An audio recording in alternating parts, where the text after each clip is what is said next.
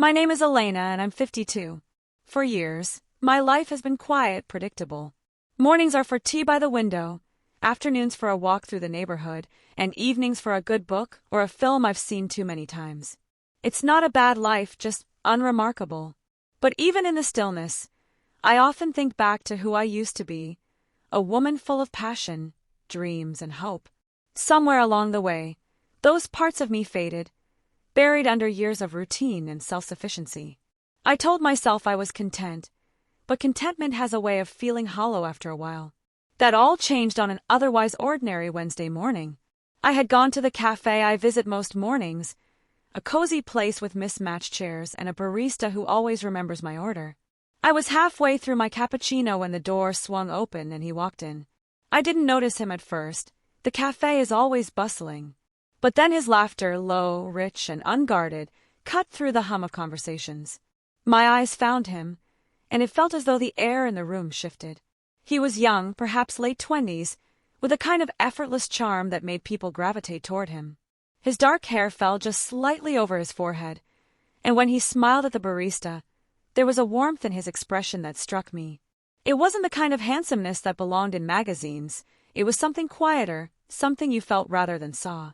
For reasons I couldn't understand, I couldn't look away. I stayed longer than usual that morning, pretending to read while stealing glances at him. He seemed at ease, as though he belonged everywhere he went. I watched the way his hands moved as he stirred his coffee, the way he leaned back in his chair with a paperback in hand.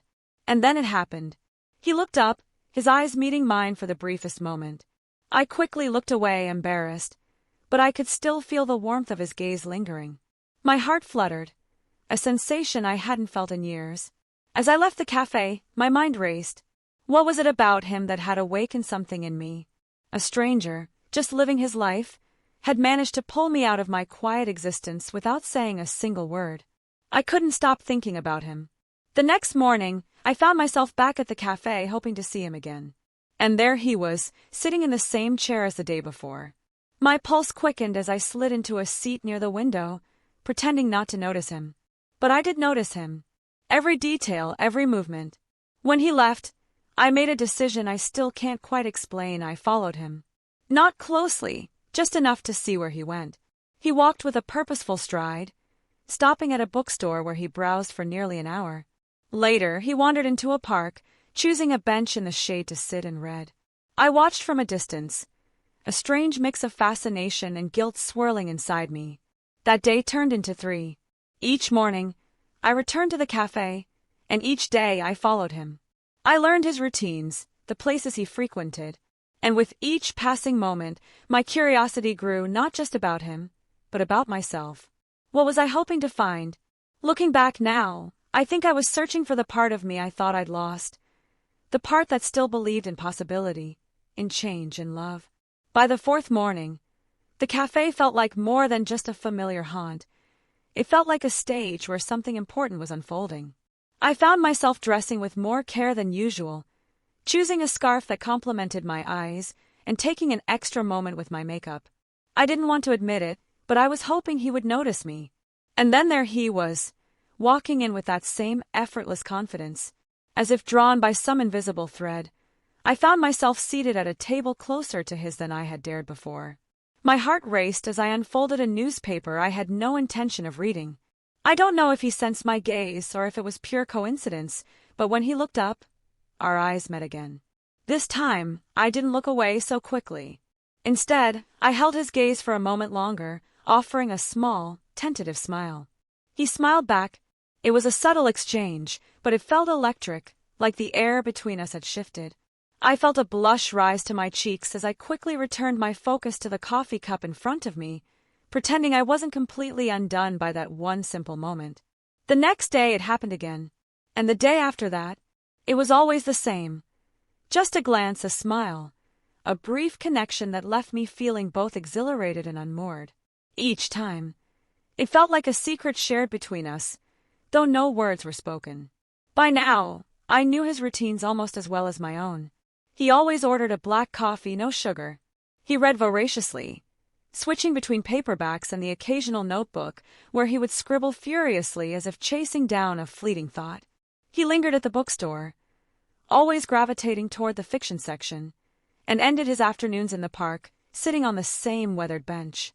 I told myself I was simply curious, that this was a harmless diversion from my otherwise uneventful life. But deep down, I knew it was more than that. There was something about him, something that called to a part of me I had long buried. On the third afternoon, as I sat at a distance watching him in the park, I noticed something that made my breath catch. He looked up from his book, scanning the area as if searching for something, or someone. His gaze landed on me. For a moment, I panicked, unsure of what to do. But then, to my surprise, he didn't look away. Instead, his lips curved into a soft smile, and he gave me the slightest nod, as if acknowledging my presence. It felt like the world had stopped. I managed a small smile in return, my heart pounding so loudly I was sure he could hear it even from across the park. I had spent days observing him, learning his habits, convincing myself that this was one-sided. But now I wasn't so sure. Could he have noticed me all along? As the sun began to set, casting a golden glow over the park, I realized something profound. This wasn't just curiosity anymore. It wasn't even about him, not entirely. It was about me, about the woman I was becoming, the woman I wanted to be. And for the first time in years, I felt a flicker of hope. By the fifth day, the air between us had shifted. Those fleeting glances and quiet smiles had built a bridge, fragile but undeniable. My mornings at the cafe no longer felt like solitary rituals. They felt like shared moments, even if neither of us had spoken a word. That day, I decided to be braver. I chose a table directly across from his, close enough to catch the faint scent of his cologne and see the way his lashes cast shadows against his cheek. He was scribbling in his notebook, his brow furrowed in concentration. I imagined his thoughts spilling onto the page, wondering what kind of stories his mind held. When he looked up, I smiled, a full, open smile this time. He paused as though caught off guard, and then smiled back, warm and genuine. My breath hitched. It felt like an invitation. After he left the cafe, I did what I had done for days. I followed. Only this time, it wasn't at a distance. I stayed closer, walking a few paces behind him. It was bold, reckless even, but I couldn't help myself. He stopped at the bookstore, as always, but instead of heading straight to the fiction section, he lingered by the entrance. For a moment, I thought he might turn around and see me, and my heart raced with the possibility. Then he did. Our eyes met, and this time, there was no looking away, no pretending. He smiled an easy, knowing smile, and stepped aside as if waiting for me to join him. My feet felt heavy, rooted in place by equal parts fear and exhilaration. But then I moved. I stepped into the bookstore, brushing past him with a quiet, "Excuse me." His eyes followed me. I could feel it, but I kept walking, my pulse thrumming in my ears. I pretended to browse the shelves, my fingers brushing the spines of books without registering the titles. A part of me expected him to approach me, to say something, but he didn't. Instead, he lingered nearby, his presence palpable, as if he were waiting for me to make the next move. For the first time in days, I felt the weight of my actions. What was I doing? Following a stranger, chasing fleeting moments of connection. It felt foolish, even desperate. But then I caught his reflection in the glass of a nearby display case. He was watching me, not in a way that felt invasive or uncomfortable, but with curiosity. As if he, too, was trying to make sense of this strange, silent dance we'd been performing. When he finally left the bookstore, I didn't follow. Instead, I stood there, gripping the edge of a bookshelf, trying to steady myself. The realization hit me like a wave. He wasn't just someone I had noticed. He had noticed me, too. And for the first time in years, I felt seen that evening. I couldn't stop replaying the moment in the bookstore. The way he had looked at me, the quiet intensity of his gaze, it was enough to keep me awake long after the city had gone to sleep. I knew I couldn't let this continue without taking a step forward. The thought of speaking to him filled me with equal parts excitement and dread. What if he thought I was foolish? What if I was wrong about the connection I felt? But what if I wasn't? The next morning, I dressed with deliberate care. A soft blue blouse that brought out the color of my eyes, a touch of perfume on my wrists, and a silver bracelet I hadn't worn in years. I wasn't just getting ready. I was preparing for something. When I arrived at the cafe, he was already there, sitting in his usual spot with a cup of coffee and a book. For a moment, I stood by the door, watching him, gathering my courage. He looked up, his eyes meeting mine, and smiled. It was a smile that felt like an invitation, a reassurance that I wasn't imagining this connection. Before I could lose my nerve, I walked over to his table. "Is this seat taken?" I asked, my voice steady despite the whirlwind inside me. His eyebrows lifted slightly, surprised, but he shook his head. "Not at all. Please." I sat down, my heart pounding. Up close, he was even more striking. His dark eyes warm and curious, his features softened by the morning light. "I hope I'm not intruding," I said, fiddling with the handle of my coffee cup. "Not at all," he said, setting his book aside. "I've seen you here before." My breath caught. He had noticed me. For the next half hour, we talked, or rather, he talked and I listened. His name was Daniel, and he was a writer, though he was modest about it, referring to himself as an aspiring storyteller. He spoke about his love for literature, the way stories could capture the essence of human experience. And then, to my surprise, he asked about me. "What about you? You seem like someone who has her own story to tell." I hesitated, unsure of how to answer. What could I say? That I was a woman rediscovering parts of herself she thought were lost? That he was the first person in years who had made her feel alive? "I'm just someone who loves quiet mornings and good books," I said, keeping it simple. His smile told me he wasn't convinced but wasn't going to push. When it was time to leave, I made a decision that felt both terrifying and exhilarating. As we stepped outside, I turned to him. "Daniel," I said, "would you like to come over for dinner tonight?" The words hung in the air, and for a moment, I thought I had made a mistake. But then his smile returned, warm and genuine. "I'd love to." As I walked home, my emotions swung between joy and panic. I had invited him into my world, taken a leap I never thought I'd have the courage to take. Tonight would change everything. The hours before he was set to arrive felt like an eternity. I moved through my apartment in a daze, trying to distract myself with trivial tasks. Setting the table, choosing the right wine, adjusting the candles. Each movement felt mechanical, as if I were preparing for something much bigger than just a dinner. I had invited him into my home, and with that simple act, I had opened a door to a world I wasn't sure I was ready for. What if I had misread everything? What if this was just a fleeting fancy, a momentary connection that would fade the second we spent more than a few minutes together? And yet, there was a part of me that couldn't deny the pull, the magnetic force that had drawn me to him from the very beginning. When the doorbell rang, I felt my pulse spike. I took a deep breath and opened the door. Daniel stood on the other side, looking every bit as charming as he had in the cafe, his dark hair slightly tousled and his eyes full of that same warmth. He had a bottle of wine in his hand and a smile on his face. "Hello," he said, his voice low and easy. "I hope I'm not too early." "No, not at all," I replied, stepping aside to let him in. "I'm glad you came." We exchanged pleasantries as I led him into the living room, where soft music played in the background. The dim lighting gave the space a cozy, intimate feel, and I couldn't help but notice how natural it felt having him here, as though he belonged in this space in my life. We sat down at the table, and as we began eating, the conversation flowed easily. We talked about books, about his latest writing project, about life in general. But as the evening wore on, I felt the atmosphere shift. It wasn't just the wine loosening our tongues or the warmth between us. It was something deeper, something undeniable. His hand brushed mine as he reached for the wine glass, and for a moment, neither of us pulled away. The simple touch sent a wave of heat through my body, and I felt the air between us thicken. I couldn't look away. His eyes locked onto mine, the intensity of the gaze making everything else in the room disappear. The world outside seemed to fade, leaving just the two of us, sharing this quiet, electric moment. "Daniel," I whispered, unsure of how to navigate the rush of emotions. "Do you ever wonder if life brings people together for a reason?" He didn't answer right away. Instead, he leaned forward slightly, his voice soft and filled with an intensity one hadn't expected.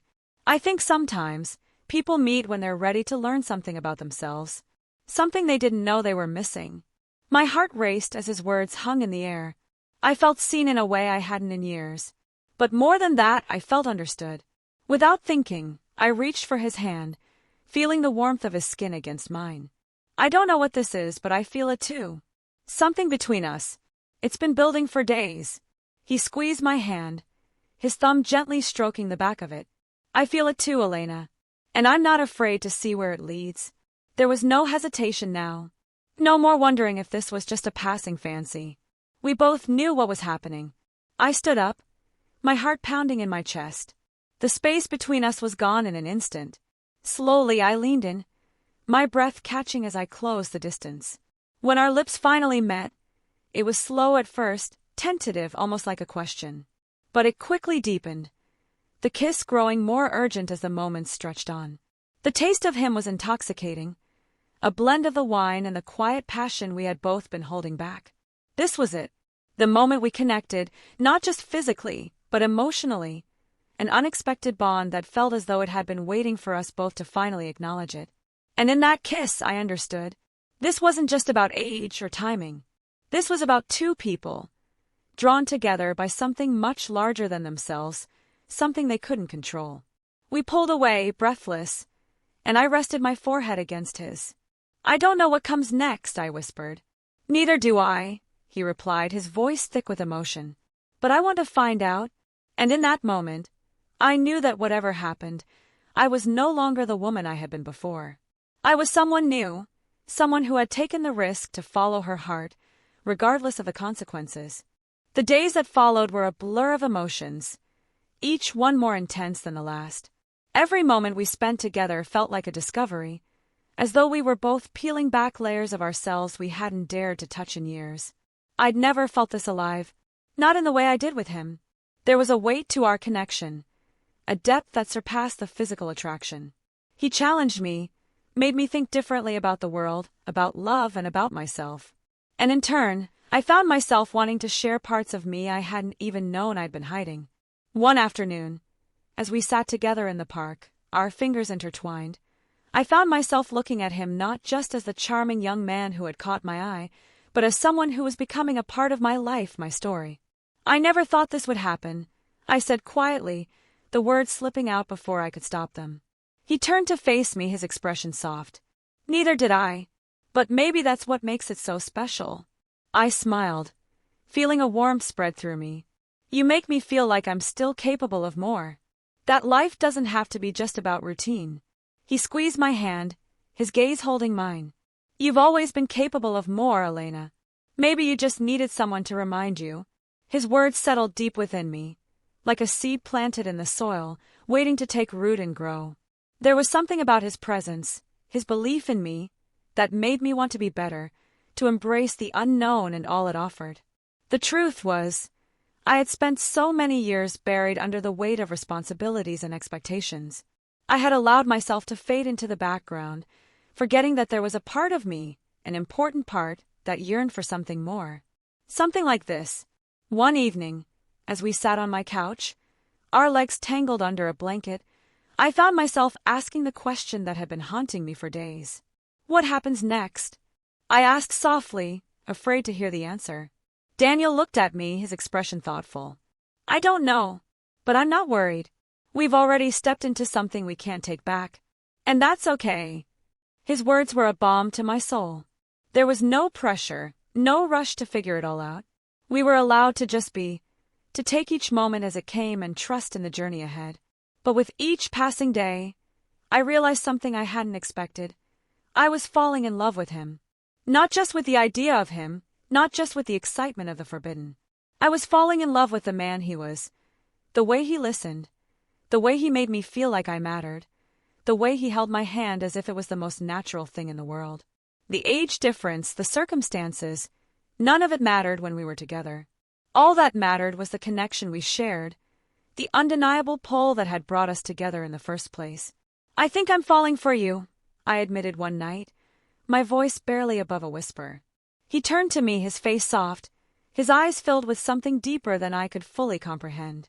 I think I've been falling for you too, Elena. For a while now. And with that simple admission, I realized something else. I wasn't afraid anymore. Not of love, not of the future, and not of the uncertain path we were walking. I had already stepped into the unknown with him, and I would keep walking. Wherever it led, the more time we spent together, the more the world outside of us seemed to blur. It was as if the two of us were creating our own reality, one where age, expectations, and the rules society tried to impose didn't matter. We spent evenings talking about everything and nothing, about the books we'd read, the music we loved, and the places we dreamed of visiting. But beneath every conversation was an unspoken understanding, an electric tension that simmered just below the surface. I found myself becoming more attuned to his every movement, the way his hand brushed against mine, the quiet moments when our eyes locked and lingered just a second too long. And yet, there was still a part of me that held back. I feared the judgments that would come if anyone found out. What would they think of us? A woman my age and a man so much younger. The thought of facing those questions was enough to make my stomach twist with anxiety. But then I would look at him, and all those worries would fade. In those moments, he made me feel seen, as though I wasn't just someone who had been forgotten by time, but someone who was worthy of love and desire. I knew I couldn't keep living in the shadows forever. There was only so much I could hide, only so long I could pretend that nothing was changing between us. One evening, as we sat in my apartment, I could feel the air between us crackling with something more. Something we hadn't fully acknowledged but both felt deep inside. I knew I had to confront it, whatever it was. "Daniel," I began, my voice trembling slightly, "we can't keep pretending that this is just a casual thing." He didn't look surprised, though I could see the recognition in his eyes. He had known it too. "I know," he said softly, his gaze steady. "I think we've both known for a while now." I swallowed hard, my heart racing. "But what does it mean? Where do we go from here?" His hand found mine, and for a moment, we just sat in the silence, feeling the weight of the question hanging between us. "I don't know," he admitted, "but I do know that I don't want to stop whatever this is. Not now. Not ever." His words filled me with warmth, but there was also a sense of fear of the unknown, of what would happen when the world outside of us found out. But when I looked into his eyes, I saw something different, a promise that no matter what, we would face it together. "I don't either," I whispered. "But I'm scared, Daniel. I'm scared of what people will think, of how they'll judge us." He squeezed my hand, his voice firm. "We can't live for other people, Elena. We have to live for ourselves. If this is what makes us happy, then we'll find a way to make it work." The confidence in his words made something inside of me shift. The fear still lingered, but it wasn't as strong anymore. For the first time in what felt like forever, I felt like I could take control of my own happiness, even if it meant going against everything I had been taught to believe. "I don't want to hide anymore," I said, my voice quiet but certain. "I want to be with you, Daniel. I want this to be real." He smiled, a slow, breathtaking smile that made my heart flutter. "Then let's make it real." And so, for the first time, I stopped thinking about what other people might say. I stopped letting fear dictate my choices. Because what I had with Daniel, was something worth fighting for. We couldn't control the world outside of us, but we could control what we chose to do with the love that had unexpectedly found us. As time passed, the fear of judgment slowly faded. There were still moments, quiet, fleeting ones, when I wondered what others might say if they knew. But they were just that, moments. They didn't control me, not anymore. I had come to understand something profound. It didn't matter how the world saw us. What mattered was what we had, and the strength we found in each other. The more I embraced it, the clearer it became that I had found something extraordinary with Daniel. Something that transcended age, time, and expectation. In him, I discovered a sense of renewal, of growth that I hadn't even known I was capable of. He made me see the world through a different lens, one that wasn't clouded by age or regret, but instead illuminated by possibilities. One night, as we sat together on my couch, our legs tangled under a blanket and the soft hum of the city outside filling the silence, I realized something. I wasn't just in love with him. I was in love with how he made me feel, alive, daring, and free. For so long, I had allowed myself to be defined by the roles I had played, daughter, wife, mother, caretaker, but in him, I had found the courage to be simply Elena. "I can't believe how much has changed," I said, my voice barely above a whisper. Daniel looked at me, his eyes filled with a tenderness that made my heart swell. "I can," he replied, his thumb tracing a circle on my hand. "I can see how much you've changed, too." I smiled, the warmth of his words wrapping around me like a soft blanket. I never thought I'd be able to feel this way again. To love like this, to feel wanted and desired. I thought those days were behind me. His expression softened, and he leaned in to kiss my forehead. "They weren't behind you, Elena. You just needed the right person to show you that." I closed my eyes, letting his words wash over me. It wasn't just the romance, the passion, or the physical connection we shared. It was the emotional bond that had grown between us, the quiet understanding that spoke volumes without a single word. I knew, deep in my heart, that this was real. We didn't have all the answers, and we didn't know where this journey would take us. But for the first time in my life, I was okay with that. I wasn't looking for certainty anymore. I was living in the moment, savoring the beauty of this unexpected love. I thought about the path that had brought me here, how I had fought against it at first, unsure and hesitant, but now, how I had come to embrace it with all my heart. The road had been winding, and at times, it had felt like I was walking in the dark. But with Daniel by my side, I no longer felt lost. This wasn't just about love between two people. It was about rediscovering myself. It was about finding the courage to follow my heart, regardless of the whispers and judgments of others. I had spent so many years playing by the rules, living within the confines of what was expected of me.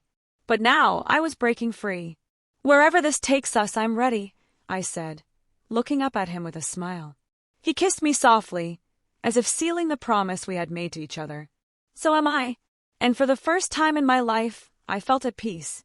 Not because everything was perfect, but because I had embraced the beauty of imperfection. I had opened myself up to love again, true love, the kind that defied expectations, that transcended time. The future was uncertain, yes, but in that moment it didn't matter. What mattered was that I had chosen to live for myself, to love and be loved, regardless of the past, the age gap, or the world's opinions. In that choice I found freedom.